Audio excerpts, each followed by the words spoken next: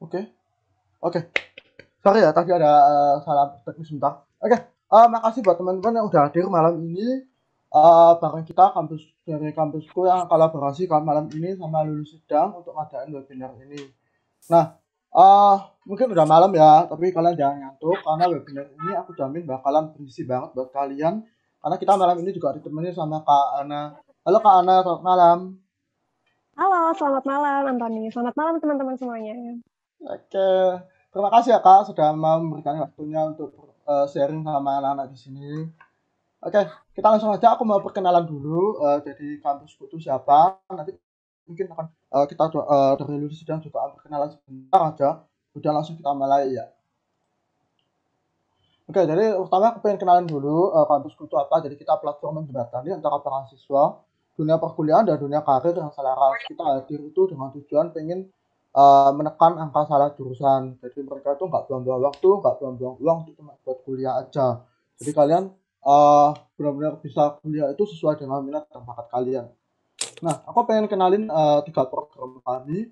Yaitu yang pertama kita ada bedah jurusan. Jadi kalau kalian udah pernah ngikutin kita dari lama, kita udah sering ngadain webinar bedah jurusan dari banyak banget, udah lebih dari 40 jurusan yang kita bedah bareng sama mahasiswanya. Kemudian kita pernah ngadain bootcamp juga. Kalian malah dari bootcamp leadership, kemudian bootcamp untuk kayak semacam gimana sih cara kalian itu wawancara untuk beasiswa dan masih akan ada banyak lagi untuk depannya. Dan yang terakhir kita punya untuk konsultasi juga ini untuk para anak-anak SMA. Kalau kalian tuh masih atau kalian mungkin punya adik SMA ya yang masih pengen bingung mau kuliah apa, nah itu kita juga punya untuk program konsultasi bareng anak-anak mahasiswa yang lainnya. Oke, aku pengen undang dulu dong partnerku dari lulus sidang, udah hadir belum? Mungkin Kak siapa? Kak Ega mungkin?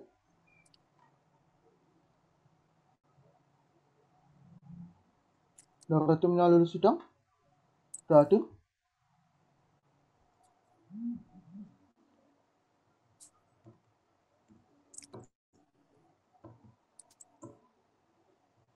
Kak Ega?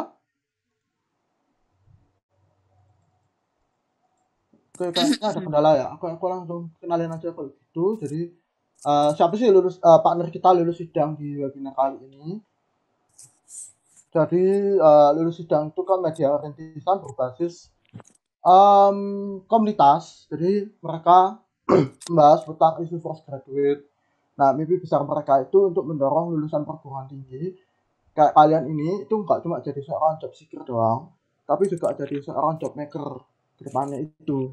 Nah, lulus sidang ini terkenal banget di Instagram tuh mereka punya 3 program, yaitu Youth Ambassador, Adading, dan Internal Training. Nah, kalau Youth Ambassador ini biasanya mereka itu kayak buka akun ambassador gitu, dan kalian juga nggak apa ya istilahnya itu kalian bisa dapat pengalaman di sana gitu loh yang bisa kalian masukkan ke dalam CV kalian tuh. Nah, kemudian kalau ada tim ini kayak kalian semacam ada Instagram live ringan biasa gitu. Nah, di sana mereka bahas tentang cerita gitu lebih kayak cerita sharing ngobrol biasa tentang tuh. Nah, yang terakhir itu ada internal training. Nah, internal training ini kalau kalian gabung dari timnya lulus sidang, kalian pasti dapat training. Gitu. Nah, dalam training ini nanti bisa kalian masukkan ke dalam CV kalian sebagai pengalaman gitu. Oke, kayaknya dari tim lulus sidang belum ada ya. Oke, kalau gitu langsung aja aku pengen panggil Kak Ana. Untuk Kak Ana, udah siap? Halo, aku udah siap. Silakan kalau kita bisa mulai ya. Oke, silakan Kak. Oke. Oke, boleh gantian dulu. Mungkin aku mau share screen karena tadi aku coba share screen juga tapi belum bisa ya. Nah, oke, sebentar.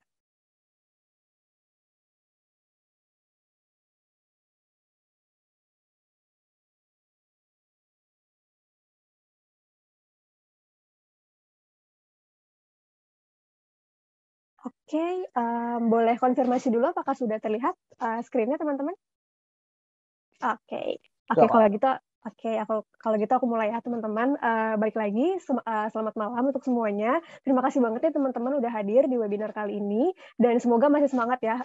Aku tahu ini Jumat malam Sabtu, dan biasanya ini adalah waktu-waktu di mana kalian menghabiskan waktu itu lebih ke istirahat ya. Tapi semoga webinar kali ini bisa membuat waktu istirahat kalian itu bisa jadi lebih bermanfaat ke depannya gitu. Nah, di sini seperti judul webinarnya yang sudah canangkan dari teman-teman panitia, aku akan bahas tentang CV, dan di sini kita nggak hanya akan bahas teoritikal aja atau tips-tips yang cuma dari aku aja, tapi kita akan bedah CV juga gitu. Jadi nanti teman-teman akan ada 2 orang ya yang berkesempatan untuk langsung kita review bareng-bareng juga gitu. Jadi nggak hanya dari aku, tapi kita juga akan diskusi bareng-bareng. Seperti itu. Boleh kita lanjut. Nah, ini aku kenalin singkat aja. Sebenarnya aku tuh siapa sih? Jadi kenalin teman-teman, nama aku Hana Zahra Rusbandi. Aku biasa dipanggil Hana. Dan sekarang aku sedang bekerja sebagai talent acquisition dan juga employer branding di Kitabeli. Dan sebenarnya relevansi dengan webinar ini adalah screening CV atau ngeliat-liatin CV orang-orang, kandidat itu adalah part dari day-to-day activities aku gitu kan, sehari-harinya sebagai talent acquisition. Makanya di sini aku akan spill something aja nih, kira-kira dari sudut pandang recruiter atau dari sudut pandang HR, itu CV yang menarik buat mereka itu seperti apa gitu, dan kenapa kira-kira gitu. Nah, kita lanjut. Dari yang pertama kita bahas dulu CV itu sebenarnya apa. Jadi kalau misalnya kita mau bikin CV atau kita mau bikin tulisan-tulisan yang lain, kita mau bikin karya, nah itu tuh kita harus paham dulu ya. Sebenarnya tuh definisinya apa gitu. Di sini kita CV, kita samakan dulu persepsi kita teman-teman. Jadi CV adalah satu rekaman atau satu karya tulis yang dibuat oleh seseorang secara profesional, berisikan experience, education, dan juga qualifications. Artinya di sini di CV yang ada adalah pengalaman, pendidikan, dan juga kualifikasi. Tidak lebih dari itu, tidak kurang dari itu. Maka kalau misalnya kita udah dapet nih poin-poinnya, ketiganya ini, kita baru bisa menuliskan CV yang sesuai dan yang tentunya bisa menarik perhatian dari HR gitu. Karena kita udah punya definisinya, kita sudah tahu tujuan kita mau menulis itu, tulisnya apa, dan mau mendapatkan apa setelah menulis tersebut gitu. Nah, di sini aku langsung skip aja nih, kita suka banget ya denger ada yang namanya CV kreatif sama CV ATS gitu ya. Nah, sebenarnya kreatif dan ATS itu apa sih gitu, dari definisi dan juga perbedaan nyatanya, bentuk CV-nya seperti apa. Nah, kita akan lihat di sini. Oke, jadi kalau yang pertama, CV kreatif ya, sesuai dengan namanya, CV-nya biasanya memang cenderung lebih warna-warni, kemudian lebih playful, ada ikon-ikon yang dimasukkan, ada foto atau ada gambar selipan yang dimasukkan ke dalam CV tersebut, tanpa mengurangi esensi dari CV tersebut, yaitu adalah untuk melamar pekerjaan ya. Jadi tetap meskipun teman-teman mau berkreasi, menambahkan gambar, menambahkan warna, menambahkan ikon-ikon, tetap tidak boleh mengganggu dari esensi tulisan yang kamu tuliskan di situ. Gitu. Harus tetap menarik perhatian dengan tulisannya, bukan dari gambar-gambarnya aja. Kemudian nanti kalau misalnya let's say di sini kita mau ngelamar job nih, tapi jobnya itu sebenarnya tuh lebih ke arah memang desain gitu ya, lebih ke arah visual. Nah itu aku lebih sarankan teman-teman untuk siapin portofolio terpisah aja sebenarnya, dibandingkan teman-teman pamernya itu full di CV, karena tetap esensi CV adalah kita mau kenalan sama kalian dari background-nya kalian, terutama dari pengalaman dan pendidikan kalian. Kemudian kenapa sih kalian tuh relevan sama posisi yang aku cari gitu di sini. Nah, seperti itu. Jadi mending dipisah aja antara CV dan juga portofolio, sehingga kita juga bisa melihat jelas ya. Di CV itu informasi isinya, kalau di portofolio kalian boleh pamer nih, desain-desain aku seperti apa gitu. Itu untuk posisi-posisi kreatif seperti graphic design atau UI UX design, dan juga mungkin fashion design ya, bisa seperti itu. Nah, yang kedua adalah CV yang attach friendly. Nah, ini adalah salah satu juga jenis CV yang pas awal-awal aku lulus itu memang aku suka mempertanyakan juga gitu. ATS friendly itu apa maksudnya? ATS itu apa? Nah, kalau di breakdown, ATS adalah Applicant Tracking System. Jadi ini adalah sebuah software atau perangkat lunak yang memang kami gunakan, recruiter gunakan untuk bantu-bantu kita screening kandidat. Karena dalam satu kali hiring atau dalam satu kali proses mencari kandidat yang pas untuk satu posisi, kita bisa terima ratusan sampai ribuan CV yang masuk gitu. Dan kita biasanya satu posisi itu hanya ada satu PIC aja atau satu penanggung jawab ya, sampai akhirnya posisi ini tuh ditutup gitu. Akhirnya yang diterima hanya satu orang, yang bertanggung jawab juga hanya satu orang. Nah, makanya kita butuh ATS nih teman-teman, kita butuh bantuan supaya prosesnya jauh lebih cepat gitu. Tapi bukan berarti tidak ada tenaga manusia yang digunakan gitu. Jadi memang ATS ini memudahkan kita untuk screening CV-nya, tapi tidak menghilangkan peran kita sebagai rekruter juga gitu.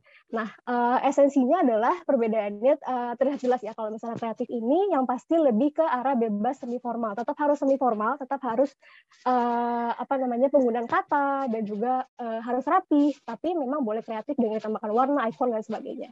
Kalau memangnya ATS friendly itu cenderung biasanya kaku banget ya. Mungkin teman-teman kalau udah coba googling ATS friendly itu biasanya cuma hitam putih, suka nggak ada foto juga, dan juga biasanya cuma pakai icon-icon seperti icon pointer atau icon strip seperti itu, nggak ada icon-icon yang macam-macam gitu.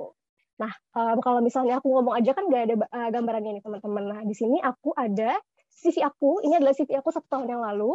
Jadi ini kelihatan jelas ya teman-teman, kiri dan kanan ada CV kreatif. Aku tambahin foto di situ, kemudian aku pakai fontnya juga font asal aja yang penting jelas terbaca. Ada banyak icon juga dan ada banyak warna di sini. Jadi memang tanpa mengurangi esensi dari CV aku tetap memastikan tulisannya tetap jelas terbaca, tidak terlalu kecil, tidak terlalu besar, dan juga pesan yang mau aku sampaikan ada di sini gitu. Tapi aku pengen lebih colorful aja karena waktu itu ini untuk ngelamar magang ke startup sebenarnya waktu itu. Jadi aku mikirnya lebih playful aja ya karena lebih santai lingkungan kerjanya gitu. Nah, kalau yang sebelah kanan ini aku gunakan untuk melamar ke corporate besar gitu, ke BUMN atau ke perusahaan besar. Waktu itu aku ngelamar ke anak perusahaan Astra gitu. Nah, ini yang ATS friendly nih teman-teman. Jadi memang tidak ada fotonya. Kenapa tidak ada fotonya? Karena ATS friendly ini yang pasti yang penting banget itu adalah tulisannya, bukan fotonya gitu. Karena foto itu tidak terbaca teman-teman. Jadi kalau aku kasih spoiler, kalau kita scan ke dalam ATS itu, foto kalian tidak akan terbaca, tidak akan ke-scan. Jadi yang ke-scan adalah tulisannya, sehingga nggak penting-penting amat untuk mencantumkan foto sebenarnya di CV yang ATS friendly gitu. Makanya kelihatannya flat banget, hitam putih, nggak ada apa-apa di sini, nggak ada yang macam-macam. Pokoknya cuma nama, alamat, alamatnya juga tidak boleh alamat lengkap, dan juga informasi-informasi yang memang esensial aja gitu. Jadi di sini perbedaan primernya yang terlihat yang pertama adalah penggunaan font ya, yang pasti di sini fontnya aku pakainya Arialnya sebelah kanan, font yang default aja, yang sangat umum. Kemudian yang sebelah kiri itu fontnya aku lupa nih pakai font apa karena aku bikinnya di Canva gitu. Terus ini ada fotonya juga dan ada icon dan simbol gitu. Kalau untuk CV kreatif kalau misalnya di CV ATS friendly minim banget simbol-simbol yang aku gunakan gitu. Kita lanjut aja. Nah, ini sebenarnya setelah melihat tadi, apa aja sih yang harus banget ada di CV gitu, dan apa aja yang sebenarnya tuh opsional aja gitu, nggak perlu ada, tapi kalau misalnya mau ditambahin ya boleh, nggak masalah. Nah, yang pertama yang wajib ada itu memang pengalaman yang pasti ya teman-teman, karena balik lagi, kalian mau melamar posisi atau mendapatkan satu posisi, mendapatkan satu pekerjaan atau tempat tertentu di organisasi gitu ya, sehingga pengalaman ini adalah poin yang paling penting memang untuk memberikan rekruter ini gambaran kenapa sih kalian itu relevan dengan posisi yang mau kalian dapatkan ini gitu, posisi yang akan kalian tempati nanti gitu. Relevansinya itu tidak hanya dari pengalaman aja yang pasti ya, dari ada pendidikan, keahlian, dan juga minat. Nah, ini kalau misalnya kita bahas yang pertama, pengalaman profesional itu yang dimasukin di CV itu nggak mesti pengalaman kerja. Jadi kalau misalnya fresh grad, aku juga dulu pengalamannya bukan pengalaman kerja, karena kan aku mengalami juga yang namanya jadi mahasiswa gitu, dan nggak ada pengalaman sebenarnya. Tapi ternyata setelah jadi HR, kalau misalnya nyari anak magang, pengalaman itu bukan pengalaman kerja aja gitu. Pengalaman jualan danus itu aku masukin ke CV aku dulu. Pengalaman relawan, kemudian teman aku orang tuanya itu punya toko dan dia tuh sempat bantuin jaga toko. Nah, itu tuh juga pengalaman teman-teman, karena di situ ada nilai, ada value, ada kegiatan yang kalian lakukan dengan tujuan tertentu dan juga mungkin menghasilkan uang di situ atau menghasilkan manfaat untuk organisasi, untuk orang lain gitu, seperti itu. Nah, di sini biasanya memang yang paling menjual banget ya pengalaman-pengalamannya adalah yang pertama magang, kalau misalnya teman-teman sudah pernah magang, atau KKN gitu. Kemudian yang kedua pengalaman organisasi ya selama kuliah, terus kepanitiaan juga. Kemudian nih suka ada pengalaman buka all shop ya. Ini kelihatannya simple, ada banyak orang yang nggak ngeh kalau buka all shop itu adalah pengalaman yang menjual banget untuk ditaruh di CV teman-teman. Jadi kalau teman-teman punya all shop, itu sebenarnya udah start point yang bagus banget untuk masukin pengalaman di CV, karena kalau kalian buka all shop itu berarti kita bisa memandang kalian kandidat yang pertama punya udah punya pandangan bisnis gitu. Yang kedua adalah kalian bisa bagi waktu, terutama kalau kalian masih mahasiswa tapi udah buka all shop seperti itu. Nah, kemudian yang tadi aku bilang juga, jualan gorengan, jualan danus itu bisa kalian masukkan, jadi relawan juga, dan juga kegiatan-kegiatan lain yang memang memberikan manfaat untuk organisasi atau untuk orang lain, itu bisa kalian masukkan. Nah, itu yang pertama. Yang kedua adalah pastinya pendidikan ya teman-teman. Jadi kalau misalnya belum punya pengalaman, benar-benar nggak ada, apa sih yang bisa meyakinkan para rekruter ini untuk yakin bahwa kalian relevan dan bisa mengisi suatu posisi. Nah, yang pasti adalah pendidikan ya teman-teman. Bisa jadi teman-teman ini mungkin lulusan SMK gitu, di mana teman-teman memang belum pernah kerja sama sekali, tapi di sekolahnya teman-teman itu udah kerja sebenarnya secara tidak sadar mungkin ya, karena di SMK biasanya kan ada praktikum dan juga ada semacam KKN juga ya kalau aku nggak salah. Boleh dikoreksi aja nanti kalau salah, karena aku kebetulan dulunya nggak SMK gitu, tapi yang aku tangkap seperti itu. Nah, hal-hal tersebut juga bisa menunjang ya teman-teman untuk menjual pengalaman dan diri teman-teman ini untuk bisa mendapatkan posisi itu. Dan di sini pendidikan yang dicantumkan itu hanya pendidikan formal dan informal yang terbaru aja. Jadi teman-teman kan sekolahnya dari awal banget, dari TK atau dari PAUD dulu, kemudian naik ke SD, SMP, SMA, sampai ke kuliah. Kalau aku sendiri akan jauh lebih suka yang masukin pengalaman kuliahnya aja sebenarnya, karena pengalaman SMA itu sudah tidak relevan lagi dengan pekerjaan yang dilamar. Kalau misalnya teman-teman lulusan SMK masih bisa masukin jurusan SMK-nya apa, karena biasanya orang-orang yang SMK itu bisa langsung kerja ya setelahnya ya, karena udah relevan gitu, udah pernah merasakan pekerjaan, mengerjakan pekerjaan ketika sambil sekolah gitu. Sisanya sih aku akan sangat menyarankan kalian untuk nulis jurusan dan kampus kalian aja gitu. Kalian kuliah jurusan apa. Kemudian adalah pendidikan informal lain seperti les atau kursus, bisa les bisa les bahasa Inggris misalnya ya, bisa dicantumkan aja les bahasa Inggrisnya apakah masih berlangsung atau sudah tidak berlangsung, kemudian ada di level berapa. Biasanya kalau misalnya kalian ambil English first atau LIA gitu ya, itu kan suka ada apakah beginner atau intermediate atau sudah advance gitu. Itu bisa dicantumkan juga pendidikannya di situ. Kemudian setelah pendidikan ada keahlian. Nah, di sini keahlian ini bukan keahlian profesional banget sebenarnya. Jadi sebenarnya kita sebagai manusia kan pasti punya keahlian tertentu gitu. Nah, ini adalah PR kita juga untuk menyadari keahlian kita itu apa. Nah, di sini teman-teman bisa mulai dari yang simpel-simpel dulu deh. Kalau misalnya keahlian hard skill kayaknya agak sulit gitu untuk fresh grad atau mahasiswa-mahasiswa yang memang masih nyarinya tuh magang, bukan nyari pekerjaan tetap gitu. Tapi kalau untuk soft skill kan kita bisa mengasah dari sekarang ya, dari kita masih bersekolah seperti itu. Nah, di sini contohnya adalah teamwork ya. Di sini soft skill itu dapatnya dari mana? Dapatnya dari organisasi gitu, dari berorganisasi atau kalian misalnya membangun usaha bareng-bareng atau kalian jadi relawan. Nah, itu udah jadi soft skill seperti itu. Dan di sini kalau keahlian ini nulisnya itu hanya disebutkan aja nama soft skill-nya dan nama hard skill-nya aja. Jadi kalau misalnya teman-teman suka lihat di CV, ada yang ngasih skala-skala gitu, misalnya ada keahlian SPSS, tapi dikasih skala nih, ada skalanya dari 3/5 gitu misalnya. Nah, itu menurut aku nggak usah ya, aku tidak menyarankan karena yang menilai ini kan pasti dirinya sendiri, dan juga penilaian ini sebenarnya itu penilaian yang tidak resmi dan tidak bisa kupercaya juga gitu. Sebagai rekruter tuh aku juga tidak bisa percaya kenapa kamu memberikan nilai diri sendiri 3/5 gitu. Memangnya keahlian ini apakah hanya kamu yang bisa, kan enggak gitu. Jadi memang sebutkan aja gitu. Sisanya kita bisa lihat apakah keahlian teman-teman ini memang valid atau enggak itu dari pengalaman. Jadi memang ini ada relevansinya nih atas ke bawah gitu. Biasanya kalau memang dia nyentuhin teamwork, di atas pengalamannya ada beberapa keahlian, ada beberapa pengalaman relawan misalnya, nah itu kan sangat sudah terbukti gitu. Artinya memang teamworknya terbangun ketika dia jadi relawan seperti itu.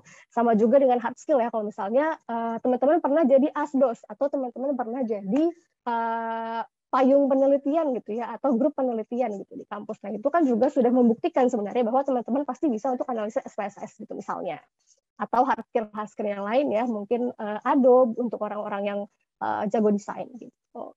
Nah, lanjut yang terakhir adalah minat. Nah, kalau minat ini sebenarnya tidak usah dijelaskan bertele-tele ya teman-teman. Biasanya minat itu selipin aja di bagian perkenalan atas. Jadi biasanya kalau seperti, nah ini seperti CV tadi, di atasnya ada nama, di bawahnya itu ada paragraf singkat gitu untuk memperkenalkan diri kalian sendiri. Nah, ini selipin aja di sini minatnya gitu. Jadi minatnya apa? Kalau aku di sini sempat mungkin ini agak kecil ya teman-teman, tapi yang aku ingat aku sempat menuliskan aku punya minat di bidang human resources gitu. Nah, itu aja disebutin tuh sudah gitu. Tidak usah bertele-tele juga, karena kita pun tahu gitu kalau kamu melamar suatu posisi kamu pasti tertarik ke situ, ada minatnya ke situ gitu.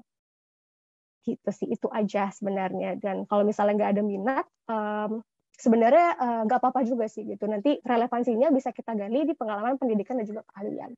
Nah, ini adalah yang wajib teman-teman. Berarti sisanya itu opsional. Artinya yang pertama foto misalnya, apakah foto nggak wajib ada? Iya, foto tuh nggak wajib ada. Teman-teman nggak perlu cantumkan foto di sini, nggak apa-apa. Jadi justru sebenarnya lebih bagus nggak ada foto sih untuk ATS friendly menurut aku ya teman-teman, karena yang pasti yang pertama itu mengirit ruang. Jadi teman-teman satu halaman ini bisa menuliskan banyak hal dibandingkan teman-teman taruh foto di situ, karena nggak di scan juga sama dia gitu, sama ATS itu nggak di scan juga. Kemudian yang kedua adalah amit-amit ya teman-teman dapat perlakuan semacam rasis atau apa dan sebagainya gitu, karena kalau misalnya nanti nih teman-teman ngelirik pekerjaan, misalnya pekerjaan yang sifatnya remote di luar negeri gitu kan, let's say di Singapura atau Australia gitu yang dekat Indonesia.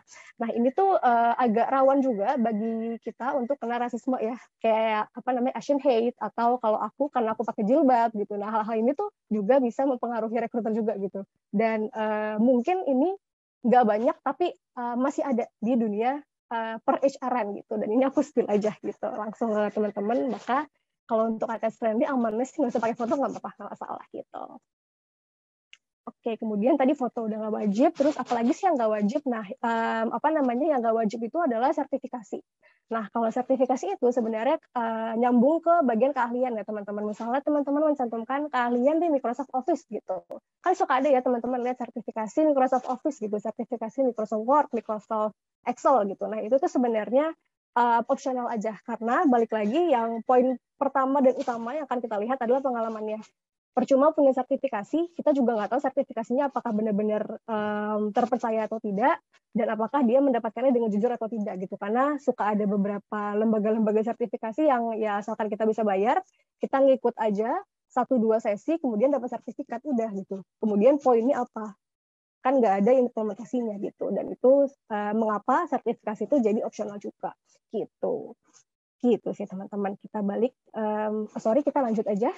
Setelah membahas apa yang wajib ada di CV, kita akan bahas, nah ini, format penulisan CV-nya. Jadi yang pertama adalah dari pemilihan fontnya dulu ya. Yang pasti karena ini CV isinya adalah tulisan, maka yang pertama kita lihat adalah tulisannya gitu. Apakah mudah terbaca atau tidak, apakah ini terlalu kecil, terlalu besar, apakah dia jelas atau tidak. Dan yang pertama dan utama yang akan aku sarankan adalah pakai font-font yang aman aja, terutama untuk CV ATS. Tapi kalau untuk CV kreatif, font apa aja bisa sebenarnya, kan font itu banyak ya teman-teman, asalkan memang jelas terbaca. Jadi jangan pakai font yang keriting-keriting, jangan pakai font Comic Sans. Kalau teman-teman tahu font Comic Sans yang suka ada di novel-novel anak-anak, nah itu tolong jangan dipakai font yang seperti itu gitu. Cari font-font yang memang lempeng-lempeng aja, karena di sini kita hanya akan nge-screen CV, atau akan hanya ngebaca CV itu kurang dari 1 menit, bahkan kurang dari 30 detik teman-teman. Jadi jangan membuang-buang waktu untuk merekruter gitu. Sebisa mungkin tulisannya lebih gampang dibaca sehingga mereka makin cepat gitu menangkap poin-poin yang mau kalian sampaikan di CV kalian gitu.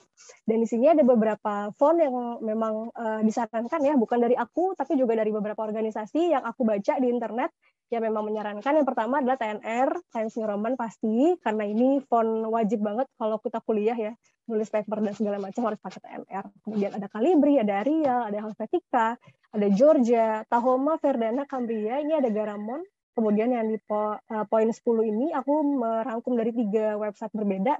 Ada yang merekomendasikan Avenir, ada Girosans, dan ada Palatino. Jadi sebenarnya kalau sulit, teman-teman bisa pilih 5 font yang paling pertama aja. Ada TNR, Calibri, Arial, Helvetica, sama Georgia. Ini udah pasti aman teman-teman. Bisa kebaca sama ATS apapun itu gitu. Karena benar-benar fontnya tegak-tegak dan nggak sulit untuk di-screening gitu. Dan di sini ada sedikit tambahan. Kalau misalnya font-font yang harus dihindari, selain tadi ada Comic Sans ya teman-teman, seperti yang ada di sini nih, yang agak keriting-keriting, ada juga typewriter gitu. Font-font yang kayak kita zaman dulu pakai mesin tik. Nah itu juga jangan ya, karena susah banget kebaca gitu. Mungkin nggak semua ATS bisa baca gitu. Lanjut, kita apalagi yang perlu kita pikirkan ketika nulis CV adalah soal pengurutan. Nah, di sini kalau misalnya mau menulis pengurutan, apapun pengurutannya, selain dari pengalaman ya, misalnya mau mengurutkan pendidikan, kemudian organisasi, atau sertifikasi, itu juga harus seperti ini. Jadi, nulisnya adalah dimulai dari yang terbaru. Jadi, kalau misalnya kita punya bayangan nih, kalau misalnya biasanya ya orang-orang itu menulisnya pengalaman itu dari yang paling pertama dulu. Gitu. Misalnya, pengalaman magang pertama itu ketika di tahun ketiga kuliah, maka itu yang ditulis paling atas itu salah. Jadi, kebalik gitu. Kita tuh harus nulisnya lini masanya atau timeline-nya dibalik. Jadi yang paling terbaru nih, yang paling terakhir kita lakukan akan ditulis di paling atas. Nah, kalau misalnya teman-teman bisa lihat di sini agak kecil juga, tapi semoga kelihatan ya. Ini aku udah lingkar-lingkarin. Yang warna ungu ini adalah yang paling terbaru yang aku lakukan saat itu gitu. 1 tahun yang lalu aku sedang magang di mana dan melakukan apa. Di sini ada tulisan keterangannya April 2021 sampai saat ini. Kemudian di bawah-bawah itu juga udah aku urutkan sesuai dengan urutan dari mana yang paling terakhir sampai ke yang paling pertama kali aku lakukan gitu. Dan yang pasti dibaca duluan adalah pengalaman yang paling atas sebenarnya. Jadi kalau teman-teman punya banyak pengalaman pun, misalnya let's say sudah 5 tahun kerja, 10 tahun kerja, yang akan dilirik banget adalah pengalaman terakhir sebenarnya, karena itu yang paling relevan dengan kondisi kamu saat ini, kondisi Anda, pengetahuan saat ini gitu. Udah bukan yang kemarin-kemarin atau tahun lalu atau bahkan 10 tahun yang lalu yang kamu lakukan gitu sih. Ini juga berlaku untuk yang lain-lain ya. Jadi kalau nulis pendidikan yang paling atas harus pendidikan kuliah dulu gitu. Atau kalau teman-teman terakhir SMK dulu, baru bawahnya ya boleh selipin pendidikan SMP SD, tapi menurut aku sih jangan dimasukin ya, karena udah gak relevan gitu. Sertifikasi juga gitu ya teman-teman, misalnya tahun ini teman-teman ambil TOEFL, TOEFL-nya tahun lalu, TOEFL-nya bulan lalu misalnya, kemudian ambil juga sertifikasi Microsoft Excel, itu sudah 6 bulan yang lalu. Nah, berarti urutannya yang paling atas adalah TOEFL-nya dulu yang disebutkan. Baru bawahnya adalah sertifikasi Microsoft Excel-nya teman-teman gitu. Ada timeline-nya yang memang harus diatur sehingga kita bisa melihat nih gitu. Udah berapa lama sih jaraknya pengalaman pertama kedua, sertifikasi pertama dengan kedua gitu. Lanjut, apalagi sih yang perlu kita pikirkan ketika menulis CV adalah, nah ini yang paling penting juga adalah dengan tidak bertele-tele. Jadi yang pertama adalah selalu gunakan pointer atau gunakan nomor untuk mendeskripsikan pengalaman. Pengalamannya jangan ditulis pakai kalimat pokoknya. Jadi kalimatnya itu sudah berbentuk pointer-pointer seperti ini. Artinya teman-teman sudah merangkum dulu inti-intinya banget gitu apa yang mau disampaikan. Dan di sini intinya atau rangkuman yang ingin disampaikan itu juga jangan terlalu panjang. Jadi di sini merangkum aja kegiatannya apa dan pencapaiannya itu apa. Kalau misalnya teman-teman lihat nih di sebelah kanan itu ada potongan dari CV aku juga. Di sini aku menuliskan assist in designing gamification and concept. Kemudian aku menjelaskan apa sih yang aku desain di sini. Nah, itu namanya adalah Astra Leadership Competencies gitu. Jadi hasilnya adalah si ALC ini, e-learning program yang aku hasilkan gitu. Pencapaian aku adalah membantu menciptakan e-learning program. Dan aku di sini ngapain? Aku di sini membantu assist gitu ya, assist dari satu user atau satu atasan aku yang memang dia ditugaskan, aku yang membantu gitu, maksudnya gitu. Kemudian di bawah-bawahnya juga ya, jadi sebutkan pencapaiannya. Dan juga kalau misalnya mau menuliskan pencapaian, nanti aku menjelaskan juga di slide berikutnya bagaimana caranya menuliskan pencapaian yang bentuknya tuh angka, gitu, dibandingkan dengan yang bentuknya kalimat aja, gitu. Kita lanjut dulu. Ini juga berkaitan ya. Nah, ini deskripsi pada CV. Ini yang pertama, teman-teman bisa menggunakan kata-kata atau bisa kata kerja, bisa kata sifat yang sifatnya formal ya, dan juga powerful. Jadi kalimat formal itu kan bentuknya banyak ya, karena baik bahasa Indonesia maupun bahasa Inggris, kalau teman-teman nulis itu sebenarnya pilihan kalimatnya itu banyak. Hanya saja nggak semuanya itu terdengar powerful gitu. Di sini ada beberapa contoh, misalnya kalau teman-teman misalnya gini, teman-teman melakukan charity gitu atau kegiatan amal. Nah, di situ dibanding menggunakan kata did atau kata do, teman-teman bisa menggunakan execute. Execute itu terdengar jauh lebih powerful dibandingkan do. Execute a fundraising, execute a charity event. Nah, itu tuh jauh lebih powerful gitu. Karena kalau dieksekusi itu kan kesannya teman-teman benar-benar ada pemikiran yang dilakukan dulu, kemudian teman-teman merancang, kemudian teman-teman melakukan apa yang sudah dirancang sebelumnya gitu. Eksekusi itu tuh lebih powerful dibandingkan dengan hanya do atau did. Seperti itu. Nah, kemudian yang kedua adalah untuk pencapaian dan bentuknya angka, teman-teman bisa pakai angka yang ada tanda plusnya gitu di belakangnya, atau bisa pakai kata more than atau kata lebih dari. Misalnya gini, misalnya pencapaian aku adalah aku berhasil menjual 20 kotak gorengan selama kurang lebih 1 bulan gitu. Nah, itu adalah pencapaian aku kan. Nah, cara mendeskripsikannya adalah berhasil menjual lebih dari 17 kotak 17 kotak gorengan gitu dalam jangka waktu 1 bulan seperti itu. Atau pakai angka aja, misalnya 19 plus gitu, berhasil menjual 19 plus kotak gorengan dalam 1 bulan. Nah, kenapa sih harus ada plusnya atau harus ada more than atau lebih dari? Nah, more than lebih dari atau tanda plus ini memberikan kesan bahwa kalian itu melakukan sesuatu atau mencapai sesuatu itu sudah melampaui dari target yang kalian setting sebelumnya gitu, atau target yang memang diharapkan organisasi kalian gitu. Dan ini tuh adalah teknik-teknik yang tersirat aja gitu ya, kayaknya 20 kotak ini sebenarnya tuh belum memenuhi target gitu, tapi ketika kita nulisnya pakai tanda plus atau kita pakai kata-kata more than, itu tuh seolah-olah aku tuh sudah melebihi target yang disetting. Lebih dari 19, lebih dari 17 kotak gitu. Atau lebih dari 17 kotaknya pakai tanda plusnya. Itu tuh lebih terdengar powerful juga gitu. Ketika baca, kita juga jadinya tertarik gitu. Dan yang pasti yang ketiga adalah semuanya ditulis dengan kejujuran ya teman-teman. Jadi jangan bohong. Kalau misalnya mau nambahin sertifikasi juga ini jangan bohong gitu. Kalian pastikan benar-benar pernah datang ke satu webinar, pernah datang ke satu pelatihan, kemudian kalian dapat sertifikasi dan kalian cantumkan gitu. Jadi jangan cuma baru daftar terus kalian cantumkan, itu enggak kayak gitu gitu. Jadi jangan bohong. Nah, di sini untuk referensinya teman-teman, aku sebenarnya mencantumkan ya ada 2 bit.ly di sini, ada 2 website di sini, sorry. Jadi yang pertama adalah bit.ly/rekomendasi kata CV. Ini adalah rekomendasi yang dulu aku gunakan juga ketika bikin CV ketika pertama kali ngelamar full time ya teman-teman. Jadi bisa teman-teman akses di sini, ada kumpulan beberapa kata kerja dan kata sifat. Ini dalam bahasa Inggris ya teman-teman, tapi teman-teman bisa terjemahkan ke bahasa Indonesia kalau teman-teman mau nulisnya CV pakai bahasa Indonesia. Itu nggak apa-apa, nggak masalah gitu. Bisa dibuka aja bit.ly-nya, kemudian di-download ya dokumennya teman-teman, karena aku udah bikin formatnya PDF di situ.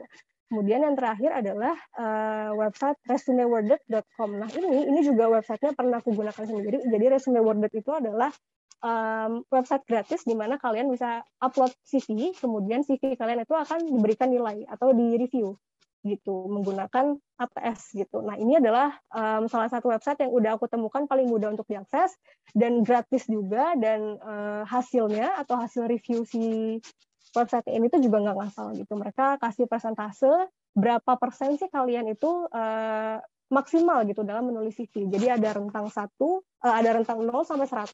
Dari 0 itu sangat tidak relevan sampai 100% itu artinya kalian sangat relevan dengan satu pekerjaan tertentu gitu. Nah, di situ nanti dikasih persentasenya kalian tuh udah sampai mana gitu. Misalnya udah sampai 60%, apa nih yang bisa diimprove. Dan dia tuh nge-highlight beberapa hal yang bisa kalian improve di situ gitu. Dan itu meskipun terbatas juga ya, karena resume worded ini setahu aku membatasi juga, kita harus bayar kalau misalnya kita mau di-review maksimal, tapi sejauh ini sih aku merasakan sudah cukup bermanfaat gitu untuk suatu software yang gratis bisa kita akses dimanapun dan kapanpun gitu. Oke, dari aku sebenarnya itu aja teman-teman. Aku mau banyak memperpanjang waktu kita di bagian beda CV ya, karena beda CV-nya kan seru sekali dibandingkan aku nyampein teori. Kita langsung lihat aja CV teman-teman dan kita review bareng-bareng. Kita juga sambil belajar ya, aku juga belajar, teman-teman juga belajar. Gitu. Dan dari aku terakhir, kalau aku bisa kasih quotes di sini, a picture can tell 1,000 words, but a few words can change its story. Jadi teman-teman di sini balik lagi CV-nya itu harus menekankan kata-kata. Jadi kita harus merayunya memang menggunakan kata-kata, jangan menggunakan visual aja. Gitu. Karena di sini kita membaca ya, kita membaca melalui tulisan. Kita kenalan sama teman-teman itu lewat tulisan dulu sebelum kita bisa melihat visualnya teman-teman. Gimana sih kinerja teman-teman di lapangan ketika ketemu dengan pekerjaan tersebut. Gitu. Dari aku sudah cukup. Terima kasih teman-teman. Kita akan lanjut ke sesi berikutnya. Silakan kembali ke Anthony. Oke, terima kasih Kak Ana. Oke, kita Q&A sambil beda CV juga ya. Jadi kemarin CV yang kita terima itu ada sekitar 17 Kak. Nah ini tim aku udah nomorin, kakak pilih aja nomornya 2. Boleh dong di share screen. Oke, ini aku sambil izin minum air dulu ya. Maaf, Ya. dimatiin dulu kameranya. Oke.